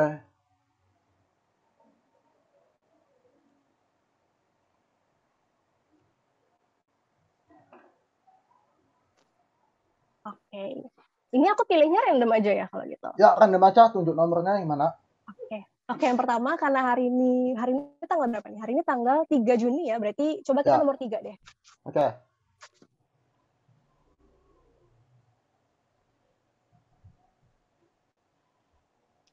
Oke, ini CV punyanya Fitria Novianti. BTW orangnya hadir nggak nih malam ini? Orangnya ada nggak nih? Kak Fitri ada? Oke, kalau nggak ada, oh hadir, oke. Oh, ada. Oke, Fitria boleh. Kita sama-sama bahas bareng-bareng ya dari CV-nya Fitria ini. Kalau dari overall ini kan ada 2 halaman ya. Overall 2 halaman itu sudah halaman maksimal ya. Jadi aku lupa menyebutkan tadi kalau misalnya di CV juga saran aku jangan lebih dari 2 halaman. Karena pengalaman aku nih screening CV itu nggak cuma dari kalangan fresh grade aja ya, maksudnya udah misalnya pekerja-pekerja yang udah senior dengan 5 sampai 10 tahun pengalaman kerja aja mereka bisa merangkum pengalaman mereka menjadi 2 halaman aja. Jadi kalau teman-teman masih fresh grade atau masih nyari magang dari zaman-zaman kuliah gitu ya, bisa dipersingkat aja sesingkat mungkin gitu. Kalau bisa sehalaman aja. Yang penting singkat, padat, jelas, dan mempersingkat waktu kita juga ya untuk screening dan juga mempersingkat waktu ATS-nya untuk screening CV teman-teman gitu. Jadi ini 2 halaman ini udah oke, ini udah maksimal banget. Kalau dari atas ke bawah, ini di halaman pertama sebenarnya udah rapi, tapi bagian data pribadi ini sebenarnya bisa dikurangin lagi, sedikit dikurangin lagi. Di bagian mana kuranginnya? Yang pertama adalah di bagian alamat. Jadi alamat itu teman-teman tuh nggak wajib menyantumkan alamat secara lengkap sebenarnya. Kalau aku sendiri selalu mencantumkan alamat itu kecamatan dan kelurahannya aja. Kelurahan tuh udah mentok banget deh, alamat itu kelurahan aja gitu. Karena apalagi di zaman sekarang pekerjaan itu kan banyak yang remote ya teman-teman. Artinya teman-teman bisa online ngerjainnya tanpa harus datang ke kantor. Sehingga harusnya alamat ini tidak menjadi pertimbangan rekruter atau HR dalam merekrut seseorang gitu. Bahkan kadang tuh sampai ke domisili kota aja tuh udah cukup gitu kan. Kita perlu tahu kelurahan dan kecamatan itu ada di mana gitu. Dan berlaku juga sih untuk pekerjaan-pekerjaan yang masih offline ya, karena aku juga pengalaman hire orang yang perlu kerja di warehouse atau kerja di gudang, means mereka harus benar-benar datang ke lokasi ya, dan sebenarnya tuh nggak masalah juga kalau mereka harus berpindah kota atau berpindah kecamatan kelurahan yang jauh untuk bekerja gitu sih. Jadi alamatnya juga jangan terlalu lengkap. Ini bisa disalahgunakan juga sih, takutnya nanti kalau misalnya rekruternya belum memusnahkan CV-nya, kemudian CV-nya kesebar kemana-mana, nanti takutnya malah dimanfaatkan untuk hal-hal yang kurang baik. Gitu. Berlaku juga untuk nomor telepon ya, nomor telepon dan juga nomor WhatsApp sebenarnya. Nomornya satu aja sih sebenarnya, nomor telepon, nomor WhatsApp ini pilih salah satu aja. Kalau saran aku nomor WhatsApp aja, paling hanya untuk menghubungi ketika dipanggil interview ya, atau menghubungi untuk memberikan hasil akhir apakah diterima atau tidak. Sisanya email oke, tempat tanggal lahir ini dirangkum aja. Tempat lahir itu sebenarnya nggak terlalu penting. Tanggal lahir juga sebenarnya nggak terlalu penting. Jadi kalau Fitria mau hapus aja itu nggak apa-apa, nggak masalah. Karena nanti kita bisa mengira-ngira umur juga dari pendidikan sih. Gitu. Dan biasanya umur tuh nggak terlalu kita pertimbangkan ya. Kita lebih ke pendidikannya gitu. Terakhir tuh pendidikannya dia kuliah tahun berapa, dia sekolah tahun berapa gitu.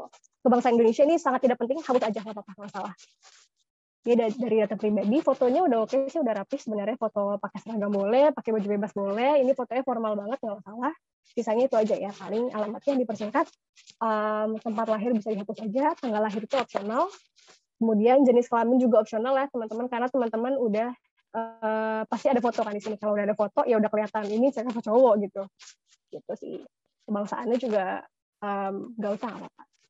Baca ke bawah lagi, itu ada minat, ada bahasa, ada profil. Nah, minatnya sama bahasanya itu taruhnya di bawah ya teman-teman. Jadi kalau saran dari aku, dari atas banget itu adalah perkenalan teman-teman. Yang pasti nama itu udah harus paling wajib ada, yang pasti. Kemudian bawahnya bisa langsung ke perkenalan sebenarnya. Nah, di profil ini kalau kita baca, coba saya merupakan seorang yang disiplin, rajin, tekun dalam melakukan suatu hal. Saya pandai mengelola waktu, lalalala, saya cerdas, saya aktif, lalalala. Oke. Saya dapat mengemban seluruh tugas yang diberikan oleh oke. Dari profil overall sebenarnya sudah lumayan sih, belum yang bagus-bagus banget, tapi nggak jelek juga gitu. Jadi go ahead sebenarnya ini bisa aja untuk lamar pekerjaan, tapi kayaknya bisa dipersingkat lagi ya. Ini kan ada 1, 2, 3, 4 kalimat lah ya, bisa dipersingkat lagi. Kita potong satu kalimat di akhir itu kayaknya bisa sih. Jadi kita tuh udah tahu bahwa kamu ini melamar karena yang pasti berminat ya. Dan juga di sini saya dapat mengemban seluruh tugas yang diberikan dengan baik itu sebenarnya sangat subjektif, karena dapat mengemban tugas dengan baik itu harus dibuktikan dengan mencoba bekerja dulu gitu. Jadi kalau misalnya kalimat ini dihapus sebenarnya akan lebih baik sih gitu untuk bagian perkenalan. Dan profil ini tadi balik lagi ya, dinaikin aja ke atas di bagian setelah foto gitu. Bahasa dan minat ini dipindahin ke bawah nanti gitu. Kita turun lagi, pengalaman kerja dan pendidikan kualifikasi. Nah, ini dia pengalaman kerjanya itu, ini tuh bintang dari CV kalian teman-teman. Jadi pengalaman kerja itu sebenarnya yang paling krusial ya. Nah, di sini Fitria ini tidak ada deskripsinya sama sekali. Dan ini udah ini kesalahan besarnya sebenarnya gitu. Dan padahal pengalaman itu udah bagus gitu. Yang pertama adalah CEO dari time to study, tahun mulai dan tahun selesainya ada. Nah ini harus di breakdown, dijelaskan. Kalau Fitria mau ambil space yang luas di CV ini, ambillah space paling luas untuk pengalaman kerja, terutama di bagian CEO ini ya, karena ini pengalaman yang sangat bagus loh. Karena jadi CEO itu kan berarti kalian memimpin juga, kalian mengatur juga, kalian brainstorming, kalian eksekusi, kemudian kalian juga apa namanya relasinya juga berkembang gitu kan. Jadi ini harus diberikan deskripsi gitu. Nah deskripsinya itu bisa dikasih pointer-pointer, tidak lebih dari 5 pointer ya. Apa namanya kalau bisa gitu. Tapi kalau misalnya mau lebih panjang nggak apa-apa, nggak masalah. Cuma memang usahakan aja tidak lebih dari 5 pointer. Artinya dirangkum aja jadi 5 kalimat yang benar-benar udah firm banget. Ini tuh adalah rangkuman dari semua hal yang pernah kamu kerjakan sebagai CEO gitu. Kemudian ini pengalaman pertama, pengalaman kedua juga sama ya, di International MUN, Brand Ambassador, ini juga kamu ngapain di sini. Dan ini mulai tahun selesai, ini masukin bulannya juga ya. Jadi kelihatan periodenya tuh dalam 1 tahun 2022, kamu sudah berapa bulan. Gitu. Karena kalau hanya tahun mulai dan tahun selesai, kita nggak bisa baca gitu. Dalam 1 tahun kan ada 12 bulan. Bisa jadi kamu cuma 3 bulan misalnya. Atau cuma 6 bulan aja. Gitu. Tapi kalau penulisan seperti ini seolah-olah kamu melakukannya sudah 1 tahun lamanya gitu, jadi brand ambassador. Di mana kan jatuhnya tidak benar ya gitu. Jadi menyerempet ke berbohong juga gitu. Di sini kemudian lanjut ke pendidikan kualifikasi. Ini kotanya nggak usah, ini kota hapus aja. Ini bisa mengirit space di CV kamu. Nama lembaga, tahun mulai, tahun selesai. Sebenarnya tuh bagian atas tabel ya, yang bagian kota, nama lembaga, tahun mulai dan tahun selesai itu bisa dihapus juga semuanya. Jadi kalau nulisnya langsung aja nulisnya tuh dari SMA Hang Tuah 1 Surabaya 2019-2022 udah gitu. Kita tuh pasti ngerti semuanya bahwa 2019 sampai 2022 adalah periode kamu sekolahnya. Nggak mungkin periode kamu cuma asal nulis tuh nggak mungkin gitu. Kita juga tahu bahwa pendidikan butuh periode waktu tertentu gitu. Dan balik lagi ini kebalik ya nulisnya. Jadi yang paling duluan, yang paling atas adalah SMA dulu, kemudian baru SMP dan kemudian bawahnya SD. Tapi kalau saran aku SMP dan SD-nya bisa hapus aja karena udah nggak relevan sama pengalaman kamu dan juga posisi yang mau kamu lamar pasti gitu. Oke, lanjut ke bawah lagi. Oh ya, bagian pendidikan ini kalau Fitria punya prestasi boleh dicantumin ya, cantumin mungkin 1-2 aja prestasi yang paling apa namanya bukan relevan juga, yang paling membanggakan lah buat Fitria. Misalnya pernah jadi juara 1 lomba debat atau lomba esai, nah itu masukin aja di situ. Untuk selipan-selipan untuk membuktikan bahwa sekolah kamu itu bukan cuma sekolah aja, tapi ada kegiatan ekstra yang lain yang memvalidasi bahwa kamu memang orang-orang tekun, kamu juga mampu membantu pekerjaan dengan baik seperti itu. Lanjut, boleh ke bagian keahlian sama pencapaian. Oke, bagian keahlian ini, seperti yang udah tadi aku sebutkan, keahliannya komunikasi, Microsoft Word, admin, brand ambassador, media sosial ini tidak perlu dikasih rating gitu. Sangat baik, sangat berpengalaman itu tidak perlu karena sebenarnya kalau bagian brand ambassador keahliannya adalah brand ambassador media sosial. Itu kalau kamu berpengalaman, aku juga paham kamu udah berpengalaman karena udah terbukti di bagian atas kamu tuh punya pengalaman gitu. Akan lebih plus lagi kamu tuh menjelaskannya di bagian pengalaman aja langsung. Sebagai brand ambassador media sosial kamu tuh ngapain? Misalnya kamu mengamati tren, kemudian kamu membuat konten sesuai tren, kemudian kamu membuat video, kemudian kamu buat report gitu kan per bulan atau per minggu. Itu tuh akan lebih menjelaskan kamu ahli di situ dibandingkan kamu nulis berpengalaman di situ. Jadi dihapus aja yang bagian sampingnya itu ya. Komunikasi, Microsoft Word, admin media sosial, dan brand ambassador media sosial. Ini udah oke sih sebenarnya. Mungkin boleh tambahin beberapa soft skill lain ya. Apakah teamwork-nya bisa, kemudian apakah leadership-nya sudah terasa atau belum gitu. Sisanya sih udah oke. Microsoft Word, admin, brand ambassador media sosial. Mungkin media sosialnya dengan brand ambassador bisa dipisah ya. Media sosial aja dan brand ambassador aja gitu. Terakhir, pencapaian, saya telah berpengalaman menggambar tugas, ini hapus aja. Karena balik lagi, ini bisa kamu selipin di bagian pengalaman ya. Mending kamu selipinnya itu langsung aja di bagian pengalaman, jadi langsung ketahuan gitu. Kamu tuh bertanggung jawab dalam hal apa? Apakah selama menjadi brand ambassador kamu nggak bertanggung jawab? Kan nggak mungkin gitu. Kalau misalnya nggak bertanggung jawab, ya kamu nggak akan bisa bertahan sekian lamanya menjadi brand ambassador. Seperti itu. Jadinya hapus aja. Publikasi ini maksudnya lebih ke itu ya, akun media sosial yang digunakan ya mungkin ya untuk menjadi brand ambassador. Kalau ini oke, dimasukin di sini, cuma bisa diubah lagi aja sih. Jadi ini kan fontnya semuanya ukurannya sama ya. Nah, kalau bagian publikasi ini bisa diperkecil aja fontnya di sini gitu. Jadi ini ekstra aja gitu kalau misalnya nanti rekruternya mau ngecek, dia boleh ngecek, tapi kalau nggak dicek juga sebenarnya nggak apa-apa. Kalau misalnya di bagian pengalaman sudah maksimal menuliskannya, kita udah nggak perlu lagi nih, udah tinggal gali aja di interview nanti gitu. Tinggal panggil aja interview lah. Udah nggak perlu lama-lama ngecekin sosmed lagi gitu. Overall gitu sih dari aku. Dari Fitria gimana kira-kira? Ada yang mau disampaikan dulu? Baik, Kak. Terima kasih ya, Kak. Oke, sama-sama. Oke, lanjut Kak. Satu lagi Kak. Oke, satu lagi. 1-17. Oke, kalau gitu hari ini jam 7:51. Jam 8 kurang ya, berarti kita coba deh nomor 8. Oke. Oke, ini dari Nadia Putri. BTW, apakah orangnya hadir di sini kira-kira? Kak Nadia ada?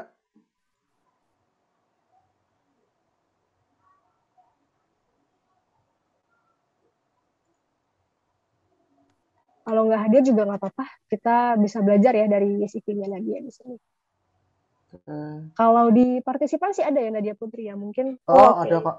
Oke, hadir kalau gitu kita langsung bahas aja untuk Nadia di sini. Nah, ini adalah contoh CV kreatif ya teman-teman. Kalau CV-nya Fitrian tadi itu CV ATS banget, itu sangat ATS friendly, bener-bener rapih, terus lempeng, nggak ada apa-apa, itu gampang banget kebaca sama ATS gitu.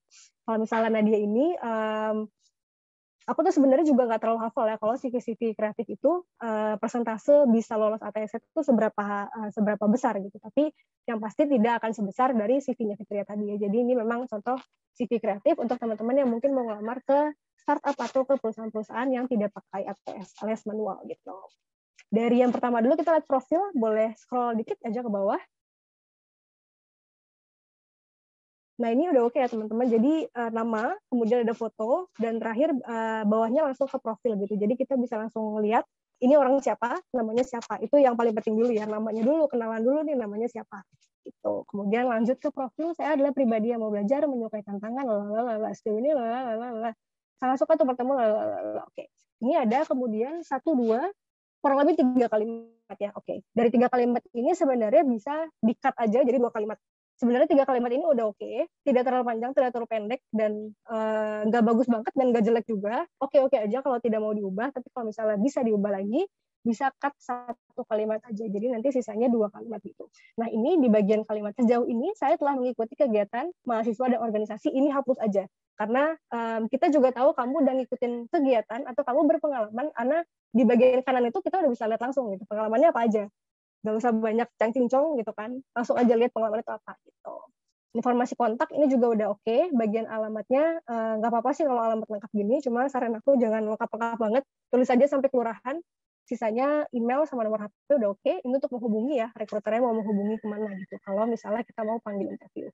Media sosial ini tuh sebenarnya sangat opsional, teman-teman.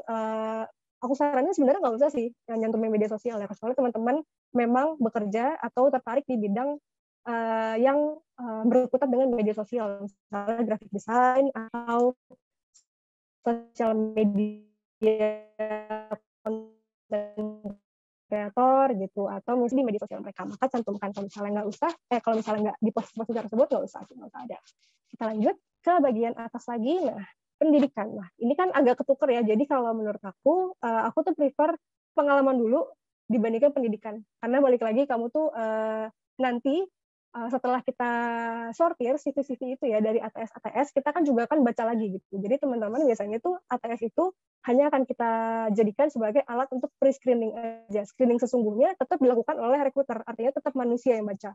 Dan aku lebih prefer untuk orang-orang yang memang menonjolkan pengalamannya langsung gitu. Karena pendidikan ya udah, kalau misalnya kita udah punya pengalaman, pendidikan kita tinggalkan lagi di belakang. Itu kan pendidikan fondasi kita untuk membangun pengalaman dan membangun karir sebenarnya. Tapi tetap kalau misalnya untuk melanjutkan dan membangun karir lebih tinggi lagi, itu adalah berdasarkan pengalaman yang lebih kuat dibandingkan pendidikan itu sendiri. Kalau dari pendidikan ini udah benar urutannya, cuma kepanjangan ya. Ini SMA, MTSN, dan MIN itu bisa hapus aja. Kemudian di bagian Universitas Andalas, ilmu kesehatan masyarakat, bisa cantumin IPK, bisa cantumin prestasi yang lain. Kalau misalnya punya lomba-lomba yang pernah diikuti, bisa dimasukin ke situ gitu. Jadi space-nya nih dimanfaatkan semaksimal mungkin dibandingkan kamu babi bu ngomongin SD di mana, SMA di mana, masukin aja prestasi yang udah jelas ada gitu. Ketika kamu kuliah di pendidikan terakhir gitu. Kemudian lanjut ke bawah ada pengalaman organisasi. Nah, ini juga ya PR-nya sama kayak Fitria tadi. Jadi kasih deskripsi gitu. Kamu tuh ngapain di sini? Kamu bendahara divisi hubungan luar Hima IKM. Kamu tuh bendahara ngapain gitu. Kita sebenarnya pasti udah punya bayangan karena bendahara tuh adalah orang-orang yang memang mengatur keuangan, tapi detailnya tuh kamu ngapain gitu. Apakah memang kamu cocok di posisi bendahara atau tidak? Atau jangan-jangan bendaharanya ini terbatas hanya di bagian misalnya mengatur pengeluaran aja, pemasukan itu bukan kamu yang ngatur gitu. Nah, di situ kan kita harus gali juga ya, dan apakah nanti ini akan sesuai dengan posisi-posisi yang kamu lamar atau enggak gitu. Dan posisi bawahnya juga ya, ini anggota departemen, kepala departemen, badan pengawas, itu tuh dijelaskan. Apalagi yang bagian tinggi-tinggi nih, posisi-posisi tinggi-tinggi. Ini kan posisinya agak kebalik ya nulisnya, jadi harusnya dari 2021 dulu, baru turun ke bawah 2019 gitu. Nah, ini di bagian kepala departemen dan badan pengawas ini bisa, kamu bisa menjual banyak hal nih dari sini gitu, si Nadia ini. Karena kepala departemen kan pasti mengerjakan banyak hal, terutama yang sifatnya strategikal. Artinya kamu berpikir juga, kamu eksekusi juga gitu. Biasanya mereka punya leadership skill yang memang sudah terbukti karena mereka terpilih menjadi kepala departemen gitu. Dan di sini waktunya kamu menjual pengalaman ini. Sayang aja kalau misalnya space CV ini masih agak lowong dan kamu nggak ngasih deskripsi gitu satu-satu di situ. Kemudian kepanitiaannya juga ya, ini kayaknya agak kebalik juga nulisnya, sama harusnya dari 2020 dulu baru turun ke bawah 2019 gitu. Kalau untuk kepanitiaan tetap ada deskripsi, cuma kalau aku pribadi biasanya terakhir nulis CV sih bukan CV yang tadi aku cantumin ya teman-teman di PPT, tapi terakhir aku nulis CV pengalaman kepanitiaan itu aku cuma bikin deskripsi 1 kalimat tok aja gitu. Jadi nggak pakai pointer, tapi aku benar-benar rangkum jadi 1 kalimat aja, aku tuh ngapain dan hasilnya apa. Karena biasanya kepanitiaan kan periode waktu tertentu aja gitu. Jadi sempit, misalnya 3 bulan aja, 6 bulan aja, atau 1 tahun aja gitu acaranya. Jadi nggak banyak yang bisa kita jabarkan. Beda sama organisasi yang kita misalnya ada pemilu dulu, kemudian kita serah terima jabatan, kita memimpin tim apa, sampai kita bikin laporan, itu banyak yang bisa diceritakan dan kita jual di situ. Gitu. Dan kemudian terakhir ini ada prestasi dan sertifikat, balik lagi ini nulisnya terbalik ya. Jadi 2021 dulu, 2020, 2019 baru terakhir 2018. Di sini overall nulis prestasi dan sertifikatnya udah oke sih. Semuanya benar-benar dimasukin ya. Jadi karena prestasinya banyak nih, tapi bagian pengalamannya justru sedikit. Nah, nanti mungkin format CV-nya bagian prestasi dan sertifikat ini fontnya kecilin aja. Jadi nanti akan memberikan space yang lebih luas untuk bagian pengalaman di bagian atas gitu. Karena yang paling penting justru pengalamannya gitu. Kasih space paling luas untuk kita menceritakan pengalaman kita dibandingkan dengan prestasi gitu. Di pengalaman ini juga akan terlihat sebenarnya prestasi kita tuh apa, pencapaiannya apa gitu. Overall dari aku gitu sih. Ini untuk CV kreatif sebenarnya ini sangat rapi, sangat mudah dibaca ya. Untuk di screening manual tuh oke. Cuma memang ada beberapa yang bisa diimprove ya tadi untuk Nadia ke depannya. Dan fotonya juga bisa dikecilin ya Nadia. Jadi kalau misalnya teman-teman ini udah bikin deskripsi pengalaman banyak gitu kan, wah kayaknya banyak banget yang perlu aku sampaikan nih untuk menjual pengalaman aku ini. Fotonya bisa kecilin aja, taruh aja di pojok, dan ini tuh space untuk namanya bisa dikecilin lagi aja. Jadi teman-teman punya space yang lebih luas lagi untuk nulisin pengalaman dan juga prestasi pendidikannya juga. Gitu. Itu aja dari aku. Dari Nadia kira-kira gimana nih? Ya, terima kasih Kak. Boleh izin bertanya Kak? Ya, sebelumnya, dari panitia boleh nanya ya? Apakah boleh bertanya untuk panitia? Boleh silakan.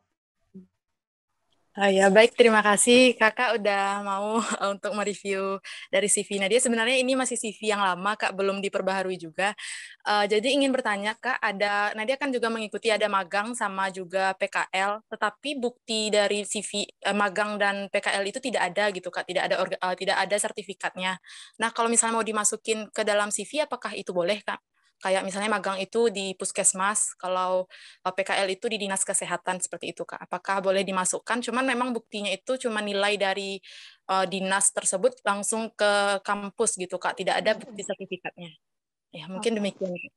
Oke, dari aku jawabannya apakah boleh? Tentu aja boleh. boleh, nggak apa-apa. Karena nanti itu sebenarnya kita bisa tahu apakah dia berbohong atau enggak itu ketika maju ke interview. Jadi nanti kamu mau punya sertifikat sebanyak apapun, kamu mau dikasih sertifikat magang dengan grade A, dengan grade yang perfect juga sekalipun, tapi kalau ketika interview kan kita bisa lihat ya, apakah benar-benar kamu tuh kerjanya serius atau enggak. Kemudian hasilnya, apakah ini hasilnya benar hasil kamu, atau kamu tuh sebenarnya kerjasama dengan orang lain, tapi kamu tidak menyebutkan ada orang lain gitu. Nah itu tuh akan ketahuan di interview. Jadi apakah boleh? Jawabannya boleh. Karena kalau misalnya ngelamar kerja dari orang yang udah berpengalaman kerja pun mereka juga tidak mencantumkan dokumen-dokumen apapun ya, misalnya paklaring atau dokumen foto-foto itu tuh nggak dicantumkan, tapi kita bisa yakin dia berpengalaman itu adalah dari kemampuan dia nanti menjawab pertanyaan-pertanyaan ketika kita gali gitu tentang pengalamannya. Itu sih. Jadi sebenarnya masukin aja dengan syarat yang tadi ya, yang pasti nggak boleh bohong ya untuk menuliskan deskripsi dan juga pencapaiannya, karena itu akan ketahuan nanti ketika maju interview gitu. Baik, terima kasih banyak ya Kak. Terima Oke, kasih juga sama-sama. panitia. Kemudian berikutnya kita ada bedah sisi lagi atau kita langsung tanya jawab Udah kira-kira? Kak, kita Q&A aja ya, singkat aja. Ada satu pertanyaan nih yang menarik banget, tadi aku lihat. Ini dia. Dari Kak Kumara Dimas, Kak ingin bertanya, apakah pernah menemukan kandidat yang nggak jujur di bagian pengalaman kerja, dan gimana caranya kakak bisa tahu kalau itu mereka nggak jujur di bagian penulisan pengalaman kerja itu? Oke. Apakah pernah menemukan? Jawabannya pernah. Itu pertama kali menemukan itu ketika aku masih magang juga sebenarnya. Jadi ketika interview, sebelum ketemu dengan user aku, si karyawan tetap ini, ketemunya sama aku dulu nih, sama anak intern gitu kan. Ketahuannya dari mana? Ketahuannya adalah dari dia tidak konsisten yang pasti ya ketika menjawab gitu. Karena sebenarnya kita juga bisa tahu ya orang itu bohong ketika ada yang nggak konsisten, atau dia beberapa ciri-ciri bohong itu kan ketika misalnya ditanya gini, dia sering garuk-garuk hidung, sering garuk-garuk kuping gitu kan, dan dia menggunakan bahasa tubuh yang kurang nyaman juga ketika di interview. Dan juga yang paling membuat aku yakin adalah ketika itu dia dia nggak konsisten ketika menjawab itu. Ketika pertama dia bilang apakah dia berpengalaman, iya jawabannya berpengalaman. Kemudian kalau disuruh cerita, dia ceritanya tuh cenderung mengulang itu lagi gitu. Jadi dia tidak bisa menceritakan banyak hal, tidak bisa menceritakan pencapaian yang lain, hanya itu aja gitu. Jadi kan kelihatan di sini apakah beneran sertifikasi ini dia ambil sampai akhir atau tidak gitu, atau jangan-jangan sertifikasi ini memang bukan sertifikasi yang sangat resmi dari beberapa lembaga yang bisa dipercaya gitu. Dari situ sih, dari kalau pengalaman aku ya sendiri gitu. Oke, berarti dari ceritanya Kak ya, ceritanya bulat aja sudah pasti berarti bohong ya? Iya, betul. Karena mungkin teman-teman juga wondering ya, kalau misalnya mungkin kan ada tipe-tipe orang yang memang agak susah nih, agak susah bercerita gitu, atau memang orang ini memang nggak terlalu senang ngomong aja. Tapi ini berbeda teman-teman. Kalau misalnya teman-teman nanti memasuki dunia HR juga, teman-teman akan mulai paham satu persatu kandidat itu, yang mana yang dia memang orangnya pintar, bisa, tapi memang nggak pintar ngomong aja, atau teman-teman orang-orang yang hanya pintar ngomong aja, hanya pintar memulai CV aja, tapi sebenarnya tuh nggak ada kebenaran yang ditulis di balik CV-nya gitu, akan berbeda. Tidak kurang bisa berbicara dengan benar ketika interview, dengan berbohong itu kan pasti akan berbeda. Makanya tadi aku selain dari jawaban yang muter-muter aja, aku juga belajar dikit-dikit ya, karena aku lulusan psikologi juga, dari gestur garuk-garuk hidung, garuk-garuk kuping, gestur-gestur yang tidak nyaman ketika bercerita dan ketika menjawab pertanyaan itu bisa ketahuan juga gitu. Oke, jadi kalian kalau ngisi CV nggak boleh bohong ya, karena pasti ketahuan juga akhirnya ya. Betul. Kemungkinan besar akan ketahuan juga. Oke, ini ada lagi nih dari Kak Mari. Kak mau tanya, kapan sih kita pakai CV kreatif, kapan pakai ATS? Oke, kapan pakai CV kreatif, kapan pakai CV ATS? Kalau aku balik lagi ke pakem dulu ya, jadi aku tuh hanya paham dua tipe perusahaan untuk dilamar. Apakah perusahaannya itu budayanya formal, misalnya adalah tipe-tipe korporasi besar. Ini aku sebutin ya, contohnya misalnya Astra Internasional, kemudian Adaro, kemudian BUMN seperti kementerian-kementerian, terus kemudian yang ada di daerah kayak kelurahan kecamatan, itu kan formal gitu, mereka kerjanya formal, maka enakan pakai CV ATS aja gitu, meskipun mereka nggak bener pakai ATS, tapi itu akan memudahkan orang-orang di sana yang bekerjanya memang budayanya formal untuk bisa memahami CV kita. Nah, kalau untuk CV kreatif ini dipakai untuk teman-teman yang mau masuk ke organisasi non-profit, kayak misalnya panitia-panitia TED Talk gitu misalnya gitu, atau organisasi kayak SOS Children, atau misalnya startup ya seperti tempat aku kerja sekarang di Kita Berbagi. Itu dulu aku pakai CV ATS, tapi sebenarnya mereka tuh nggak pakai ATS, jadi di screening manual aja, dan sebenarnya CV kreatif juga oke-oke aja gitu. Jadi dulu tuh aku ngebedain dari budaya organisasinya aja. Pokoknya apakah mereka beneran pakai ATS atau enggak itu aku nggak pikirin. Yang pasti kalau misalnya formal aku akan ngiriminnya yang ATS friendly. Kalau misalnya yang lebih semi formal kayak startup atau organisasi non profit, aku ngirimnya yang CV kreatif aja gitu. Oke. Oke.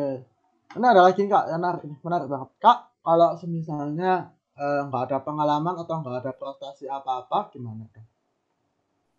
Oke, belum ada pengalaman atau prestasi apa-apa. Pertama, aku nanya balik juga nih ke penanyanya siapa ya kalau boleh tahu namanya? Maaf, Kak Sheila. Oke, Kak Sheila. Ini Sheila sendiri, aku mau nanya juga sama Sheila, sebenarnya tuh Sheila beneran gak ada pengalaman atau Sheila ini belum menyadari kalau dia tuh ada sebenarnya tuh punya pengalaman. Karena dulu aku juga kayak gitu. Jadi zaman tahun kedua kuliah itu kan aku udah mulai iseng sebenarnya melirik untuk magang gitu. Karena selain dari organisasi, ketika itu aku tuh angkatan yang kena baru-baru corona juga ya. Jadi ketika corona itu kan semua organisasi tuh lumpuh. Organisasi kampus tuh lumpuh. Aku nggak ada kegiatan sehingga aku melirik magang-magang yang virtual. Nah, ketika itu aku juga berpikir pengalaman aku tuh apa? Nggak ada yang bisa aku ceritain gitu. Tapi sebenarnya tuh aku punya pengalaman banyak gitu yang memang bisa dijual. Hanya saja aku baru menyadari ketika susun CV ini. Gitu. Nah, kalau dari Sheila kan katanya maksudnya pengalamannya nggak ada buktinya gitu. Nah, contohnya ini seperti apa nih Sheila? Kalau boleh sharing pengalamannya nggak ada buktinya, karena sebenarnya buktinya itu nggak hanya tentang publikasi, bukan nggak hanya tentang bentuknya dokumen seperti foto atau kertas aja, tapi cara kamu menceritakan pengalaman, kemudian bagaimana nanti kamu bekerja, bagaimana kamu mengirimkan ini, kamu punya ketertarikan pun artinya kamu punya pengalaman sih sebenarnya gitu, karena udah pernah merasakan bekerja di organisasi lain, mungkin yang lebih kecil atau yang non-profit gitu. Kemudian kamu melamar lagi ke perusahaan yang lebih besar. Berarti ikut webinar begitu pengalaman juga ya Kak. Nah kalau webinar ini aku lebih sarankan masuk ke sertifikasi sih tadi, yang bagian akhir-akhir ya, karena webinar ini kan kamu tidak mengerjakan apa-apa sebenarnya. Kalian hanya hadir aja, kemudian di sini interaktif, bertanya, mendengarkan, kita di sini menyimak. Nah itu tuh bukan pengalaman sebenarnya, itu lebih ke upgrading gitu. Kita mencari ilmu baru, gimana caranya biar lebih baik ke depannya. Itu jadi bisa sertifikasi gitu untuk memvalidasi atau menunjang bahwa kita tuh punya skill loh. Misalnya kita tuh punya skill sekarang menulis CV. Apa sih buktinya? Aku tuh pernah ikut webinar yang memang webinar ini punya e-certificate di sini gitu. Kebetulan kalau nggak ada e-certificate itu nggak apa-apa gitu. Udah terbukti di mana kamu memang bisa menuliskan CV dengan baik gitu. Oke. Oh, baik Kak. Jadi maksudnya ketika disebut pengalaman itu ketika kita melakukan sesuatu ya, walaupun misalnya nggak ada sertifikat atau nggak ada bukti konkretnya gitu, itu disebut pengalaman juga gitu Kak?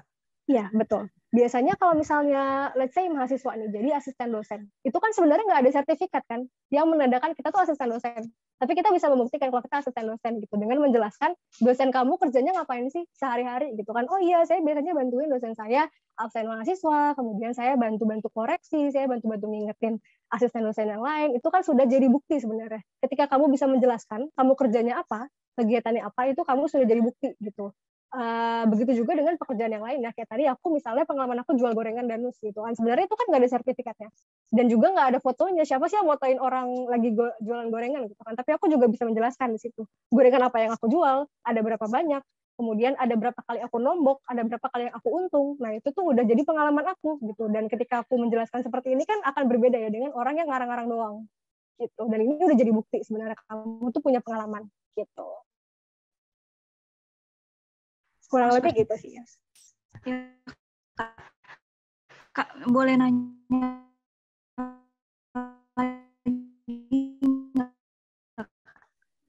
boleh, periodenya itu untuk apa ya Kak? Boleh tahu. Tujuan nanya periodenya untuk apa? Yang pertama adalah untuk memastikan kegiatan sekarang ya, karena kalau misalnya ngelamar kerja, yang pasti seandainya kamu keterima, kamu kan akan memulai kerjaan yang baru gitu, di mana kita maunya kamu juga bisa fokus di sini gitu. Jadi kita bertanya apakah kamu masih kerja di tempat lain gitu, karena bisa jadi kerja di tempat lain ini tuh nggak akan menguntungkan untuk kita gitu kalau kamu double job gitu. Dan juga ada beberapa undang-undang juga ya yang melarang sebenarnya kita untuk kerja di 2 tempat gitu, dan kita bisa menuntut kamu kerja di 2 tempat gitu. Makanya kita yang pertama adalah memastikan bahwa misalnya kamu sudah selesai magang di perusahaan A, kemudian kamu melamar ke perusahaan aku gitu kan. Aku bisa memastikan bahwa memang sudah selesai gitu, sehingga kita nggak asal nge-hire anak magang, ternyata dia masih ada 2 kewajiban. Yang pertama kerjanya jadi nggak fokus, yang kedua adalah bisa melanggar undang-undang sebenarnya. Gitu sih. Itu aja sih sebenarnya dari untuk memastikan kegiatannya gitu. Agak beda konteksnya untuk pekerjaan yang lain seperti freelance ya. Kalau freelance itu kan beda gitu, dia tidak ada kontrak yang ditandatangani. Beda dengan kegiatan magang atau kegiatan full time atau part time, biasanya itu ada kontrak yang memang ditandatangani gitu. Nah itu kita memastikan juga di situ apakah masih terikat kontrak yang lain dan punya pekerjaan yang double-double atau seperti apa. Gitu kurang lebih. Baik, Kak. Aku pikir tuh kayak maksudnya ditanyain periode gitu tuh biar kelihatan serius apa enggak sih selama bekerja kayak gitu. Makasih ya, Kak. Nah, aku mau nambahin sedikit, sebenarnya itu juga bisa ya, tapi lebih ke arah pekerjaan yang kita punya pekerjaan, kita punya pekerjaan kontrak, kita punya pekerjaan magang. Nah, kalau magang dan kontrak ini kan memang sebenarnya sudah ada batas waktu yang ditentukan. Jadi kalau misalnya kita ngelihat, ini orang cuma kerja 6 bulan, ya memang karena kontraknya cuma 6 bulan gitu. Sama juga dengan magang ya, periodenya memang cuma 3 bulan, jadi ya kita tidak bisa menyalahkan kalau kelihatannya pendek banget nih, dia kerjanya cuma 3 bulan, cuma 2 bulan, cuma 6 bulan, memang seperti itu gitu di situ. Kurang lebih seperti itu. Semoga bisa menjawab ya pertanyaannya. Oke, terakhir nih Kak, untuk malam ini ada yang pengen tanya langsung sama kakaknya. Untuk Kak Gilbert, boleh dong Kak langsung unmute. Halo Kak, Satu pertanyaan ya aja Kak. terima kasih banyak Kak Antoni atas waktu dan kesempatannya. Permisi Kak Hana, ada pertanyaan yang ingin saya sampaikan. Jadi tadi sempat saya dengar kalau misalnya untuk semacam kayak sertifikasi begitu, itu mungkin tidak pasti, mungkin karena mungkin dia cuma ikut 1-2 hari saja. Tapi kalau misalnya kayak sertifikasinya gitu ditambahkan dengan kayak project gitu, apakah itu di dalam CV-nya bisa diberikan kayak link untuk bukti gitu kalau misalnya ada hasil yang didapatkan dari mengikuti pelatihan yang ada hasil sertifikasi gitu. Terima kasih. Oke, ini pertanyaannya bagus ya. Itu aku keinget juga bahwa aku lupa menjelaskan tentang ini. Jadi yang disebutkan tadi itu namanya portofolio, dan ini boleh banget dicantumin gitu. Hanya saja di beda dokumen. Jadi biasanya kalau udah kerjaan full time nih, melamar kerjaan full time, kita nyiapin dokumen yang berbeda, tapi kita merge atau kita satukan jadi satu PDF. Jadi atasnya 2 halaman pertama adalah CV, halaman bawahnya adalah portofolio, dan portofolio ini bisa diisi sama yang tadi tuh, sama sertifikat yang aslinya ya, misalnya di scan kemudian dicantumkan di situ, atau misalnya dokumentasi nih kamu misalnya melamar jadi MC gitu kan, kamu tuh udah pernah MC di mana, itu tuh dokumentasinya foto ya terutama gitu, selain dari sertifikat juga bahwa benar-benar kamu tuh pernah jadi MC-nya offline misalnya, ada fotonya bersama dengan audiens seperti itu ya. Terus kemudian salah satu yang penting juga adalah untuk posisi-posisi kreatif kayak graphic design, content creator gitu-gitu kan memang butuh memang butuh portofolio terpisah. Kita harus melihat gambarnya itu seperti apa. Kan nggak bisa kita gambarin dengan tulisan gitu, dengan tulisan CV aja, tapi kita harus ngasih lihat juga di situ gitu. Jadi itu boleh banget, itu yang disebut portofolio sebenarnya, dan itu boleh banget ada gitu. Paling opsinya 2, kita bikin dokumen terpisah atau kita bikin bitly sendiri gitu. Suka ada orang-orang yang jago-jago coding atau jago-jago bikin website, bikin portofolionya tuh bentuknya website, udah bukan kertas lagi atau bukan PDF lagi gitu. Baik Kak, terima kasih. Oke, jadi itu pertanyaan terakhir ya. Maaf ya untuk semua pertanyaannya yang masuk, itu kita nggak bisa kasih semuanya karena terbatas waktu juga. Oke, nah untuk dari Kak Ana ini mungkin ada mau kasih satu tips terakhir nih buat anak-anak yang mungkin sekarang lagi cari kerja, atau mungkin lagi mau perbaiki CV-nya nih habis ini. Boleh Kak? Oke. Dari aku terakhir sebenarnya kalau soal CV-CV-an itu tuh nggak ada pakem tertentu ya teman-teman. Jadi yang aku sampaikan ini hanyalah preferensi umum aja. HR itu sukanya yang seperti ini gitu. Ini adalah satu poin yang memang general. Kita tuh suka semua CV yang bentuknya rapi, yang mudah dibaca, dan juga yang attach friendly gitu ya, karena memudahkan pekerjaan kita. Tapi ini tuh nggak semuanya seperti ini pakemnya gitu 100%. Jadi teman-teman jangan terpaku aja dengan CV-CV yang terlalu kaku, bisa dikreasikan sendiri. Tulisannya juga ya, jadi kalau bikin tulisan-tulisan CV itu bisa dipersonalisasikan, tidak hanya selalu dimulai dengan saya adalah orang yang apa, saya memiliki skill apa, tapi bisa juga kita langsung jump in ke pengalaman, kasih portofolio, itu juga sudah menggambarkan skill kita gitu. Dan yang terakhir untuk kalau misalnya ngelamar kerja, CV juga bukan segalanya ya teman-teman. Jadi kadang-kadang CV yang bagus pun bukan berarti teman-teman bisa langsung mendapatkan pekerjaan yang diinginkan gitu. Nanti kita butuh kenalan lebih jauh, kita akan lihat kepribadian teman-teman, kemudian kita akan lihat pengalaman ini apakah benar-benar relevan atau tidak, gitu. Relevansinya sampai mana? Karena kan nanti ketika sudah selesai screening, teman-teman masih harus bersaing juga dengan orang-orang lain yang sama-sama lolos screening dan juga maju ke interview. Nah itu nanti ada faktor luck juga di situ dan juga ada faktor-faktor yang lain ya seperti tadi kepribadian teman-teman dan juga seberapa persen, seberapa mirip ya pengalaman teman-teman ini bisa sesuai dengan posisi yang lagi kita cari gitu. Jadi intinya nggak ada pakemnya, teman-teman jangan lupa berkreasi juga ya. Jadi jangan lupakan pakem tapi jangan terlalu kaku juga gitu. Dan juga bikin kesalahan di awal nggak masalah ya teman-teman. Jadi pos-posin aja nih sekarang mungkin mumpung belum masuk ke dunia kerja yang benar-benar profesional full time, teman-teman bisa pos-posin dulu, bikin CV yang aneh-aneh, salah-salah, nggak masalah. Nanti teman-teman akan menemukan satu titik di mana ini adalah CV yang terbaik yang saya punya dan ini bisa membawa saya lolos ke posisi-posisi tinggi gitu kan untuk magang di perusahaan besar atau bekerja di perusahaan besar gitu. Oke, jadi itu dari Kak Ana. Jadi kalau bikin CV itu nggak ada yang pakem, yang penting isinya jujur ya Kak ya. Betul. Isinya jujur apa adanya, ya udah itu yang kalian tuliskan di sana. Gitu. Oke, terima kasih banyak ya Kak Ana udah mau meluangkan waktunya malam ini berbagi sama kita.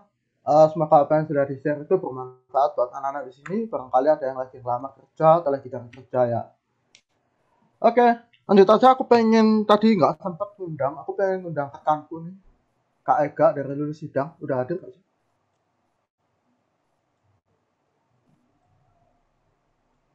Kak Ega.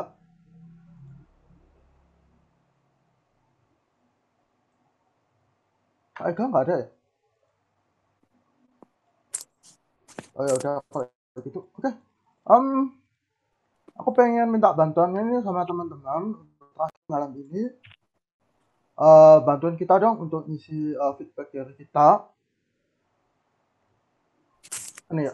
Kita bantuin untuk ngisi feedbacknya. Kita kasih waktu 5 menit ya. Oke, aku pengen tanya nih sama Kak Ana. Kak, kalau misalnya nih, itu kan beredar nih kadang-kadang ada rumor tuh bilang kayak, oh kalian kalau ngisi CV itu tergantung perusahaannya di mana. Itu bener nggak sih? Atau posisi yang kalian lamar itu loh. Misalnya pengalamanku kayak tadi, jualan gorengan danus. Itu kan marketing. Tapi nggak cocok nih misalnya sama posisi yang aku lamar itu HR misalnya. Itu gimana? Rumornya kayak gitu nggak boleh, jangan dimasukin, janganlah, nggak cocok, nggak relevan. Oke.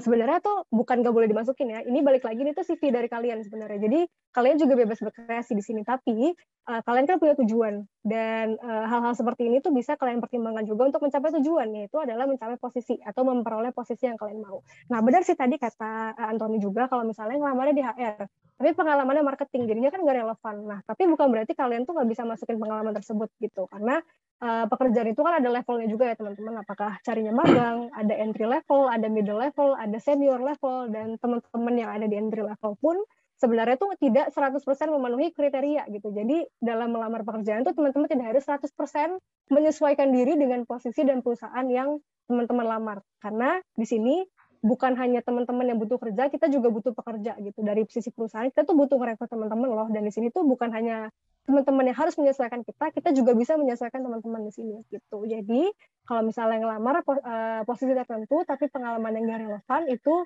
bisa di switch aja gitu. Jadi pengalaman yang paling relevan taruhnya di paling atas.